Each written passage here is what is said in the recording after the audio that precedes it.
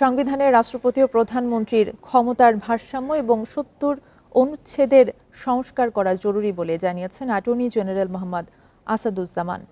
একই সাথে বিচার বিভাগ সংস্কার এমন হওয়া উচিত যাতে সার্বভৌমভাবে সাংবিধানিক দায়িত্ব পালন করতে পারে।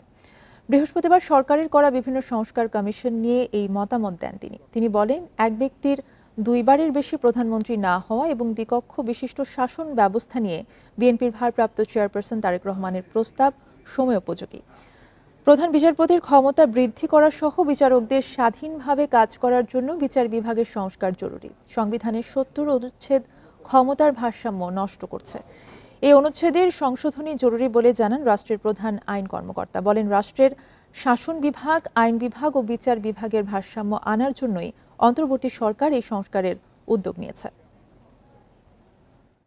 সাংবিধানিক কোনো সংস্কার প্রয়োজন হয়, সেই সংস্কারের মধ্যে ধরেন অনেকেই মনে করেন সরকার ব্যবস্থা কি হওয়া দরকার, অনেকেই মনে করেন যে বিচার বিভাগের অ্যাপয়েন্টমেন্ট প্রসিডিওর, বিশেষ করে সুপ্রিম জুডিশিয়ারিতে অ্যাপয়েন্টমেন্ট প্রসিডিওর কি হওয়া দরকার,